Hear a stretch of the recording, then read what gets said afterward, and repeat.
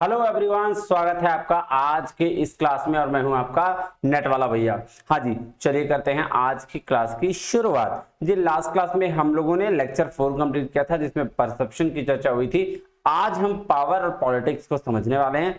बस एक लेक्चर और उसके बाद फिर खत्म हो जाएगा ये पावर और पॉलिटिक्स। चलिए तो करते हैं क्लास से शुरुआत।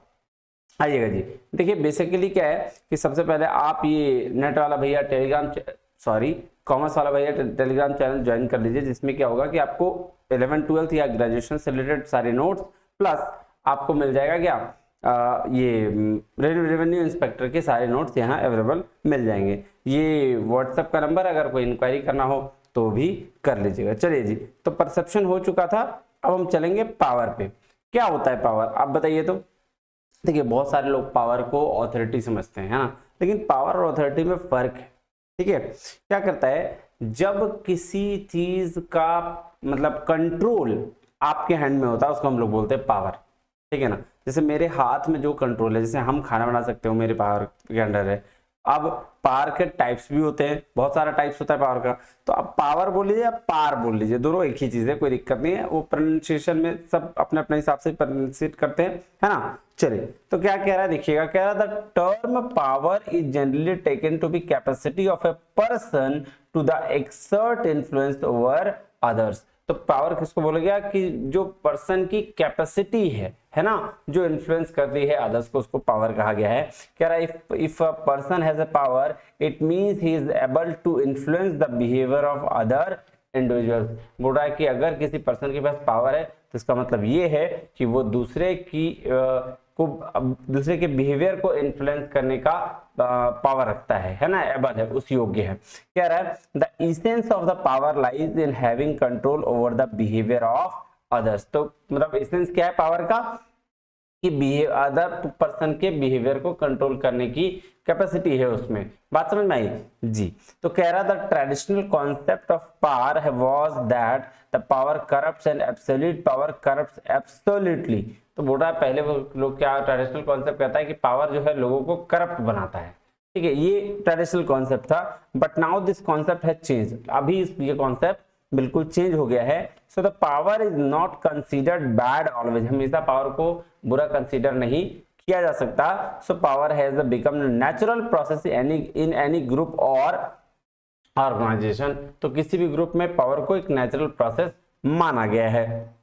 आई क्या रहा है, according to prefer power is the potentially ability to influence the behaviour of change in the course of event to overcome resistance and to get people to do things that they would not otherwise do. तो ये definition है basically prefer का। इन्होंने कहा कि power power जब होता है तो उसमें पोटेंशियल इतनी है कि वो दूसरे के बिहेवियर को चेंज कर दें, है ना, चाहे वो किसी भी तरीके के बिहेवियर हो। ठीक है, वही चीज बात इन्होंने कही है। व्हाइट और बेडनार ने भी एक डेफिनेशन दिया, इसको देख लीजिएगा। मेनली आपको डिफरेंस समझना है अथॉरिटी और पावर में। क्या होता है अथॉरिटी, तो कह रहा है कंट्रोल डिलीगेटेड टू इंडिविजुअल ग्रुप, उसको क्या बोलेंगे authority, and control that allow influence और अदर्स को बोलेंगे पावर। तो अथॉरिटी और पावर में फर्क समझ में आया।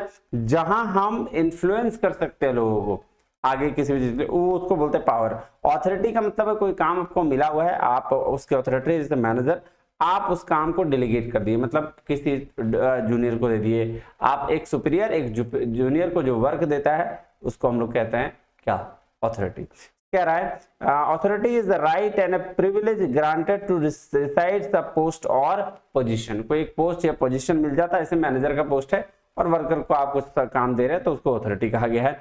पावर कहता है comes from who you are and resides in the person और पीपल हु यूज इट। तो पावर कहां से आता है कि भाई साहब आप कहां हैं, आप में दम कितना है ना, नेता लोग का पावर, ये सारा चीज। उसके बाद है अथॉरिटी टेक्निकल और स्टैटिक होता है और ये फ्लेक्सिबल और डायनेमिक होता है। कौन, पावर। कह रहा है इलस्ट्रेटेड इन ऑर्गेनाइजेशनल चार्ट, देखो ये अथॉरिटी जो है ऑर्गेनाइजेशनल चार्ट में होता है, can not B accurately stated flows in many direction. तो बोल रहा है पावर को बहुत तरीके से देखा जा सकता है, इसलिए इसको कोई एक्यूरेटली इलस्ट्रेट नहीं कर सकता इसका ये। और देखिए अथॉरिटी क्या है, पोजिशनल हमेशा होता है, पावर डिफ्यूज होता है। चलिए तो कह रहा है influence is usually conceived as a being broader in the scope than power. So influence को क्या ज्यादा माना गया है, ब्रॉडर माना गया है, किससे, पावर से। so it involves the ability to alter the other people in a general ways such as by the changing of their satisfaction and performance। तो उनके देखो कोई भी इंसान के को आप सेटिस्फाई कर पाओगे अपनी बातों से तो वो आपके अंडर में आ जाता है, फिर आपको फॉलो करने लगता है। फॉर एग्जाम्पल जैसे अगर मैं आपको जो पढ़ा रहा हूँ वो आपको समझ में ना आए, आप क्या करोगे, चले जाओगे चैनल छोड़ के। लेकिन अगर मैं आपको कुछ बता रहा हूँ, वो चीजें आपके दिमाग में बैठ रही है, समझ में आ रही है, तो आप उसको तुरंत लाल बटन है ना दबाओगे कि भैया इनको तो फॉलो करना है। बात समझ में आ रही है? सिंपल कह रहा है influence is a more closely associated with the leadership than power is, but both are involved in the leadership process. तो कह रहा है authority is different from the power because its legitimacy and acceptance, the influencer is broader than power. ये तो बात मैंने बताई है कि आपको ऑथोरिटी और पावर में डिफरेंस क्या है, और जो पावर है उससे ज्यादा इन्फ्लुएंस कैपेसिटी, सॉरी उससे ज्यादा ब्रॉडर होता है इन्फ्लुएंस। ठीक है जी। अब देखिए सोर्स ऑफ पावर, कहां से पावर आता है, इसकी चर्चा हमें करनी है। तो दो तरीके से सोर्सेस का पावर है, एक है इंटरपर्सनल सोर्सेस जो रिलेशन बनाता है, इंटरपर्सनल मतलब दो लोगों के बीच में जो रिलेशन बना रहा है उससे उस तरह के पावर को क्या बोलते हैं, और एक है स्ट्रक्चरल सोर्सेस, तो इसके इस तरह के पावर को क्या बोलते हैं। आइए एक एक करके इसकी चर्चा करते हैं। आइए सबसे पहले देखें इंटरपर्सनल सोर्सेस क्या कह रहा है। कह रहा है interpersonal sources of power are based upon the interpersonal relationship between the manager and subordinate. तो जो मैनेजर और सबऑर्डिनेट के बीच का जो रिलेशन है उसको हम इंटरपर्सनल पावर कह सकते हैं, है ना जी। आइए तो सबसे पहला पावर देखते हैं रिवॉर्ड पावर। अब देखिए रिवॉर्ड पावर क्या होता है, ये बात ध्यान समझिए। रिवॉर्ड पावर ऐसा पावर होता है जहां पे एक मैनेजर को, ऑब्वियसली बात है, एक मैनेजर को पावर होता है कि सामने वाले जो जूनियर है ये उसके रिवॉर्ड को रोक दे। जैसे कोई इंसेंटिव बनी, मैनेजर के पास पावर है कि वो किसी भी तरह करके आपका इंसेंटिव रोक दे। रिवॉर्ड पावर बिल्कुल सही है, समझ लो ये चीज। दूसरा है कोर्सिव पावर। कोर्सिव पावर ऐसा पावर होता है जहां पे आपका सामने वाली जो अथॉरिटी होती है वो बाय फोर्सफुली या किसी तरीके से आपको काम करना पड़ता है, कुर्शन भी बोलते हैं इसको। जैसे अगर कोई टीचर आपको बोल रहा है ये, जैसे आपका गाइड रिसर्च करते हैं ना, तो आपके गाइड तो उनका काम बहुत सारा करना पड़ता है, तो वो क्वेश्चन में के अंदर आ जाएगा, करना पड़ता है मतलब करवाता है। बहुत सारे लोग खुद से कर रहे हो तो क्वेश्चन में नहीं आएगा, लेकिन करवाते हैं तो वो क्वेश्चन के अंदर आ जाएगा। और फिर क्या, सर इसी को बोलते हैं कोर्सिव पावर, है ना, ऐसा पावर जो आपको सजा दे सकता है, that is called coercive power. आइए उसके बाद तो पहले ये दोनों का थोड़ा देखें डिस्क्रिप्शन क्या लिखा है। मैं कह रहा था extent of reward power depends upon the extent to which one has control over rewards and that are valued by another, the greater the perceived value of such reward greater will be power. ये बात तो सही है। देखिए simple सी बात है, बोल रहा है कि रिवॉर्ड पावर उस पर डिपेंड करता है जिसने आपको कंट्रोल कर रखा है, आपको मतलब उसके जूनियर को कंट्रोल कर रखा है। जितना ज्यादा रिवॉर्ड होगा उतना ही बड़ा उसका पावर होगा। चलिए अब देखें, बाकी आप पढ़िएगा, उसमें कुछ खास है नहीं। उसके बाद है कोर्सिव पावर। कोर्सिव पावर तो मैंने बता दिया कि the opposite of reward power is coercive power which is ability to influence punishment. Fear of punishment may make subordinate execute the instruction of the boss। तो ये कोर्सिव पावर हो गया कि भाई साहब ठीक है मत करो, नहीं करेंगे हम, ये नहीं कर देंगे तुम्हारा ये काम। तो ये डर से लोग जो काम करते हैं ना उसको बोलते हैं कोर्सिव पावर। ठीक है, उसके बाद होता है एक्सपर्ट पावर। अब एक्सपर्ट कैसे मिलेगा? एक्सपर्ट पावर आप मतलब इतने एक्सपर्ट हैं उस चीज में, जैसे किसी चीज में बोलते हैं ना विख्यात नॉलेज रखना, तो वो हो जाता है एक्सपर्ट पावर। वो पावर आपके पास खुद ब खुद आ जाता है। फॉर एग्जांपल ठीक है, expert power is based on the perception और believe that the influence has some relevant expertise और special knowledge that others do not have. तो बोल रहा है एक्सपर्ट पावर क्या है कि वैसा नॉलेज जो किसी और के पास अवेलेबल नहीं है, वैसा नॉलेज जो सिर्फ स्पेशलाइजेशन आता है किसी के एक्सपर्टीजमेंट से, एक्सपीरियंस से, वैसा नॉलेज को एक्सपर्टीज पावर कहा गया है। और उसके बाद फिर क्या है जी, लेजिटिमेट पावर। अब लेजिटिमेट पावर क्या है ये बात ध्यान दीजिए, इसको पोजिशनल पावर भी कहते हैं। क्या कहते हैं? Positional power. जैसे पोजिशनल पावर का क्या मतलब है बात समझिएगा। पोजिशनल पावर मतलब जो जैसे जिला कलेक्टर का जो पावर होता है, डीसी का जो पावर होता है ना, जैसे एसपी का जो पावर होता है, तो वो क्या उनको मिला हुआ पोजिशन में है ना, उसका जो पावर है उसको बोलते हैं हम लोग का लेजिटिमेट पावर, है ना। आइए पढ़ते, क्या this power is also known as positional power because of the authority inherent in the position. कह रहा है it represents the power of a person receives as a result of his position in the formal hierarchy of the organization. तो किस वजह से मिलता है? Formal hierarchy की वजह से इनको पोजीशन मिलता है ना।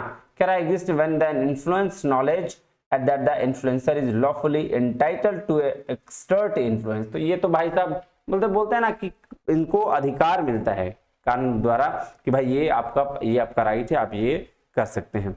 देखिए उसके बाद है रेफरेंट पावर। रेफरेंट पावर मतलब जिसको लोग फॉलो करते हैं, खुद ही फॉलो करते हैं, कैरिस्मेटिक पावर भी बोला जाता है इसको, है ना। तो उसको बोलता है रेफरेंट पावर। आइए कह रहा this power is known as charismatic power and is based upon the attraction accepted by individual over another.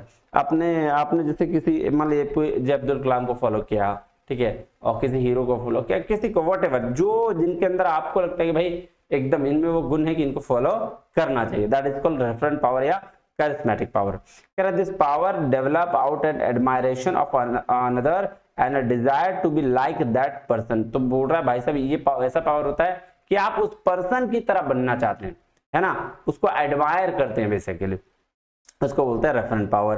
कह रहा this power is more personal nature than a positional nature because this is power is not acquired because of a position but because of a personal charisma so that the followers would like to associate themselves with the leaders। तो ये देखो ये प्यार है ना, ये अलग वाला प्यार है।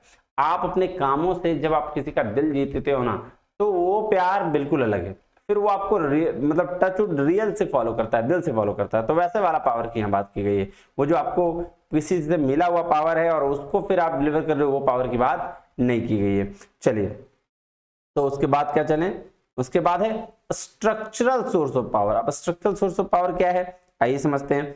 कह रहा है in addition the interpersonal power there is another dimension of power, the dimension of individual structural source within the organization। Organization में कुछ पावर होते हैं। देखिए नॉलेज वाला पावर क्या होता है? नॉलेज वाला पावर ये पावर है जो आपके साथ कभी नहीं मतलब धोखा देगा। मतलब अगर आप किसी भी चीज की एक्सपर्टीज है ना या आपको नॉलेज है ना, तो उसका भी एक पावर है ना।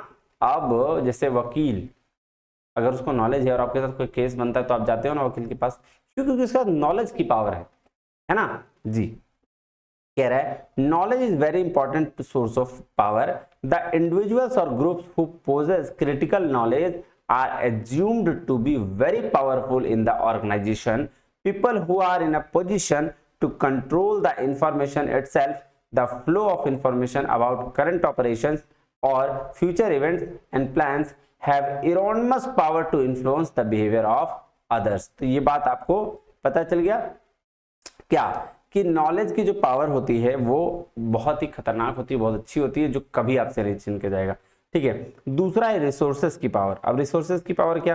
रिसोर्सेज की पावर ये होती है कि भाई आप उसके बिना सर्वाइव नहीं कर सकते, आपके पास रिसोर्सेज हैं तो आपके पास पावर है। अब जैसे फॉर एग्जाम्पल मान लो कभी किसी को अर्जेंसी में गाड़ी की जरूरत पड़ गई, 4 व्हीलर, ठीक है।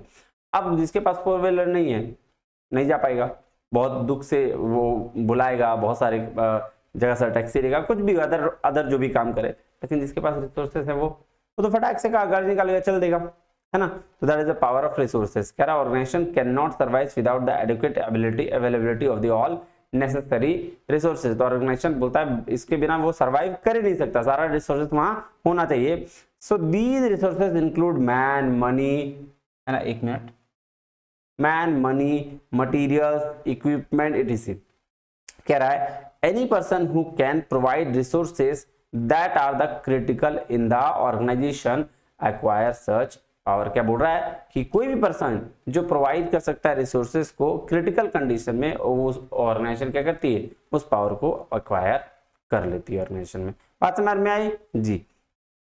कह रहा है डिसीजन मेकिंग, ये भी बड़ा सबसे इंपॉर्टेंट पावर है। एक तो ये अपने लाइफ को लेकर भी सबसे इंपॉर्टेंट पावर है कि आपके अंदर कितने डिसीजन मेकिंग कैपेबिलिटी है। अगर आप डिसीजन तुरंत लेते हैं या सोच समझकर डिसीजन लेने की क्षमता है, you are a very good person first, है ना।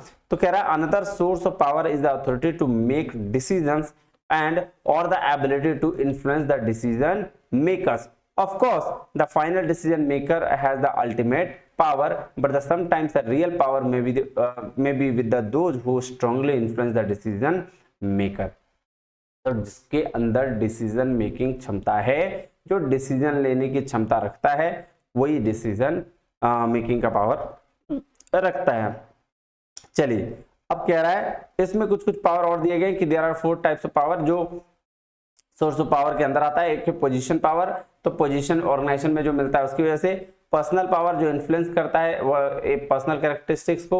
एक्सपर्ट पावर तो बता ही दिया कि एक्सपर्टीज की वजह से, उसके एक्सपीरियंस की वजह से उसको मिलता है। अपॉर्चुनिटी पावर मिलता है जो opportunity to receive obstruct information, जो आपको आप किसी अपॉर्चुनिटी को देख लेते हैं, पहचान लेते हैं और उस वक्त जो आपको पावर मिलता है उसको अपॉर्चुनिटी पावर बोलते हैं। फेसेस ऑफ पावर, अब देखिए 2 तरीके के हैं, है ना। फेसेस ऑफ पावर समझना बड़ा जरूरी है, लाइफ में बड़ा काम आएगा।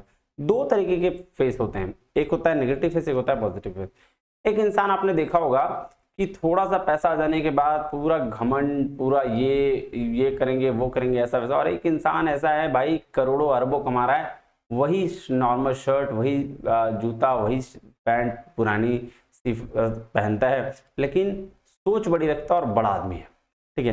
तो ये दोनों फर्क है नेगेटिव फेस और पॉजिटिव फेस में। पॉजिटिव फेस वाले इंसान कभी भी जो डाउन टू अर्थ है, डाउन टू अर्थ रहेंगे हर वैसा, तो ऐसे फेस वाले पावर को बोलते हैं पॉजिटिव फेस पावर और नेगेटिव फेस पावर। बात समझ में आ गई जी सर, ठीक है। और पॉजिटिव फेस वाले पावर ऑफ कोर्स इंस्पायर करते हैं, लोग उनको एडमायर करते हैं, ये बात तो सही है। चलिए अब देखें क्या कह रहा है David McClelland identified 2 face power, negative and positive. Negative face क्या बोल रहा है, the negative face power is usually expressed terms of dominance की तरह यूज करेंगे, डोमिनेट करेंगे। और in other words I win you lose, वो बोलेंगे मैं जीत गया तुम हारे, तुमको हरा के रहेंगे हम, तुमसे हम जीत जाएंगे, तुमसे हारेंगे हम तुमसे, ऐसा सुना है लोगों से कहते हुए, वही वाले लोग होते हैं। उसी तरह से पॉजिटिव फेस वाले कहेंगे अगर मान लो हारने जीतने की बारी आएगी ना, बोलेंगे ठीक है ना भाई तुम जीत जाओ ना, अच्छी बात है, मैं चलो कोई बात नहीं, मैं देख लेता हूँ, मैं हार जाऊंगा, हो सकता है तुम ही जीते मैं ही हारा। सुने हो ऐसे भी लोग होते हैं। क्या रहता है positive face of power involves exerting influence on the behalf of others rather than others। क्या रहता है leader who exercise their power positivity encourage their subordinate to develop the strength and competence they need to succeed as a human beings as well as the or members of organization। तो इस तरह के जो face होते हैं ना, वो हर जगह इन्फ्लुएंस करते हैं लोगों को आगे बढ़ने के लिए। बात समझ में आई जी सर। तो ये हो गया पावर, और पावर से रिलेटेड है आपका पॉलिटिक्स, ठीक है। तो पॉलिटिक्स कहने का क्या मतलब हुआ, आइए देखते हैं। यहाँ वो पॉलिटिक्स की बात नहीं, ऑर्गेनाइजेशन पॉलिटिक्स की बात की जा रही है, ठीक है जी सर। हमें ऑर्गेनाइजेशन पॉलिटिक्स ही पढ़ना है। कह रहा है organisation politics in the closely related to the power is politics, power से रिलेटेड जो है वो है politics. The term politics in the organisation conjures of a few negative image. देखो पॉलिटिक्स का नाम सुनते ही कुछ गंदे तस्वीरें हमारे नजरों में आने लगती है। However, the politics is not necessarily negative। हम जरूरी नहीं है कि वो नेगेटिव ही हमेशा रहे। Politics relates the new ways to gain and use power। तो पॉलिटिक्स रिलेट करता है कि भाई लोग कैसे नई तरीके से और अच्छे तरीके से पावर को यूज कर रहे हैं। Thus, the organizational politics means use of an influence in the organization। तो organizational politics का क्या मतलब है कि कैसे आप यूज करते हैं और इन्फ्लुएंस करते हैं ऑर्गेनाइजेशन में। Let us consider the few definition of organizational politics।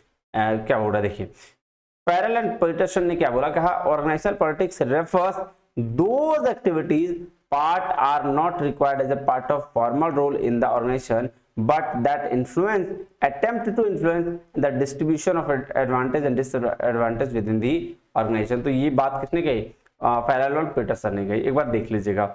चलिए अब बात करें कैरेक्टरिस्टिक्स की। तो भाई कैरेक्टरिस्टिक्स पॉलिटिक्स का क्या है, सबसे पहले बात करें organization politics involve use of some kind of authority power pressure over then the other person और ग्रुप। तो ये बात बेसिक चीज है कि ऑर्गेनाइजेशन में जब पॉलिटिक्स होगा तो अथॉरिटी और प्रेशर ये तो रहेगा ही रहेगा। दूसरा है basically political behaviour is self serving in nature. तो वो सेल्फ सर्विंग होता है पॉलिटिकल बिहेवियर, बिल्कुल सही है। फिर है political behaviour outside one specified job recruitment और political decision may not be rational from the organisation point of view. तो पॉलिटिकल डिसीजन जो होते हैं वो रैशनल नहीं होते हैं ऑर्गेनाइजेशन के पॉइंट ऑफ व्यू से, बस ये चीजें। देखिए पॉलिटिक्स में और बहुत ज्यादा कुछ पढ़ना नहीं है, यही सब बेसिक आएगा। और आपसे पूछा क्या जा सकता है वो मैं आपको बताता हूँ, वो आपसे पूछा जाएगा पॉलिटिक्स का डेफिनेशन टाइप में, ठीक है। और ये इसके जो आपके कॉजेज, क्या किस वजह से पॉलिटिक्स के पॉलिटिकल बिहेवियर में चेंजेस होता है। आई क्या रहता है basic reason of the political behaviour is to overcome resistance और ऑपोजिशन। क्या रीजन है जी, रेसिस्टेंट या ऑपोजिशन, सामने वाले की वजह से कुछ चेंजेस होता है। कह रहा है there is no opposition there is no need of politics. सही बात है कि अगर आप सोचो, अगर आप सिंगल ही रहो, आप में आप ही एक हो, तो कोई कुछ बोलेगा नहीं बोलेगा, लेकिन अगर आप में कुछ कमियां निकालने वाले लोग मिल जाए, देखने वाले मिल जाए, तो आपकी भी इंक्रीमेंट होगी और सामने वाला भी बोलेगा हाँ चलो ठीक है, सामने वाला भी हल लड़ेगा कि हम भी बढ़िया बनेंगे, ठीक है। इसीलिए ऑपोजिशन नहीं तो पॉलिटिक्स नहीं। कह रहा modern organization are in fact fertile place for politics to thrive, individuals resort to politics organization because of the following reasons. देखा हर इंडिविजुअल ऑर्गेनाइजेशन में पॉलिटिक्स किस वजह से हो रहा है, वो देखिए क्या क्या क्या बोलता है, स्कैर्सिटी ऑफ रिसोर्सेज 110%। समझिए, अगर ऑर्गेनाइजेशन में आपके पास रिसोर्सेस आपने नहीं रखा है, कोई भी ऑर्गेनाइजेशन आप चला रहे हैं, वहां वर्कर्स काम कर रहे हैं और आप रिसोर्सेस नहीं रख पा रहे हैं वहां पे, रिसोर्सेस मतलब टेबल फैन हो गया, मशीन अच्छे तरीके से नहीं है, या कोई भी ऐसी प्रॉब्लम जो वहां पे नहीं है, तो फिर क्या होगा, फिर आपके पास पॉलिटिक्स होना शुरू हो जाएगा, ठीक है। ये नहीं है, ये नहीं है, वो नहीं है, तो फिर बातें बनना शुरू हो जाती है। तो स्कैर्सिटी ऑफ रिसोर्सेज की वजह से आपका क्या होगा सर, आपके पॉलिटिक्स होना शुरू हो जाएंगे। नॉन प्रोग्राम डिसीजन, अच्छा नॉन प्रोग्राम डिसीजन क्या हो गया, जिसको कोई सॉल्व नहीं कर पा रहा है ना, यूनिक है थोड़ा, तो उस तरह के डिसीजन अगर नहीं सॉल्व हो रहे हैं तो फिर उसकी वजह से पॉलिटिक्स चालू हो जाएगा। क्या रहा है देखिए, non program decision involve unique problems which can not be solve by non and structured methods and procedures. तो ये जब डिसीजन सॉल्व नहीं होंगे तो पॉलिटिक्स शुरू हो जाएगा आपका। बात समझ में आई? कह रहा दीज यूनिक प्रॉब्लम्स में involve many factors and variables that are ambiguous in nature, living room, political maneuvering, or by those who have knowledge and techniques to successfully confront and solve such complex problem। तो इसीलिए बोल रहे हैं ना कि जब कोई नॉन प्रोग्राम डिसीजन होगा जिसमें नहीं आपको समझ में आ रहा होगा कोई एक इंसान को, तो सामने वाला बोलेगा अरे इसको तो मैं सॉल्व कर देता, है ना, तो ऐसी परेशानी आएगी आपको। तीसरा है एम्बिगुअस गोल, अगर एम्बिगुअस गोल है तो भी आपको प्रॉब्लम आ सकती है। कह रहा था more ambiguous and the complex organisation goals become the more politics there will be. इतना बात सही है कि जितना क्लियर विजन रहेगा, जितना क्लियर गोल आपका रहेगा, पॉलिटिक्स नहीं होगा आपके ऑर्गेनाइजेशन में, लोग नहीं चर्चा करेंगे। अगर गोल ही गलत होगा या विजन ही गलत होगा तो फिर आपके में पॉलिटिक्स शुरू हो जाएगी। टेक्नोलॉजी एंड एक्सटर्नल एनवायरनमेंट, तो देखिए टेक्नोलॉजी और एक्सटर्नल एनवायरनमेंट अगर सही रहा, सब कुछ ठीक रहा तो पॉलिटिक्स नहीं होगी, नहीं तो अगर एक्सटर्नल एनवायरनमेंट खराब रहा तो पॉलिटिक्स तो होना कंफर्म है।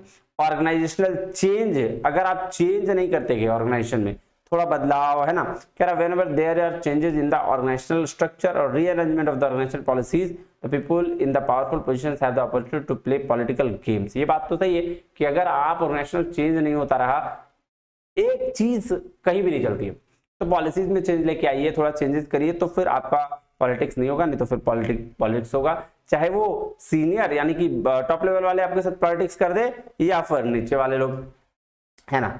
चलिए लस्ट ऑफ पावर, ये भी बात है कि अगर आपको पावर का लस्ट हो जाए तो भाई साहब पॉलिटिक्स तो होगा कि हमको भी पावर लेना है। उसके बाद डिस्क्रिशनरी अथॉरिटी, है ना, क्या there are some positions in the organization which have discretionary power to be used in the case of emergency.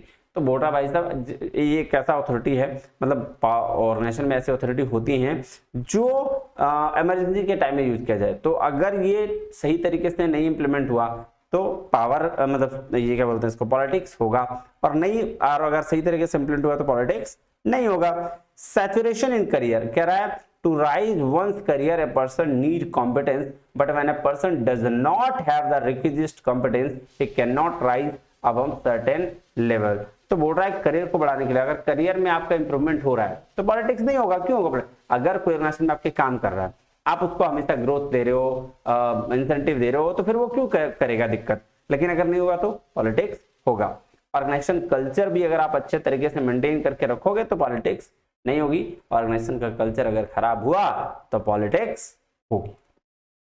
चलिए साइकोलॉजिकल फैक्टर्स, अब देखिए साइकोलॉजिकल फैक्टर क्या है, साइकोलॉजिकल जो माइंड से खेल जाता है ना, अगर आपने ह्यूमंस की इमोशंस को टच कर लिया, इमोशन टच करना मतलब अगर आप अच्छे तरीके से लोगों को काम कराने आ गए आपको, तो पॉलिटिक्स नहीं होगी।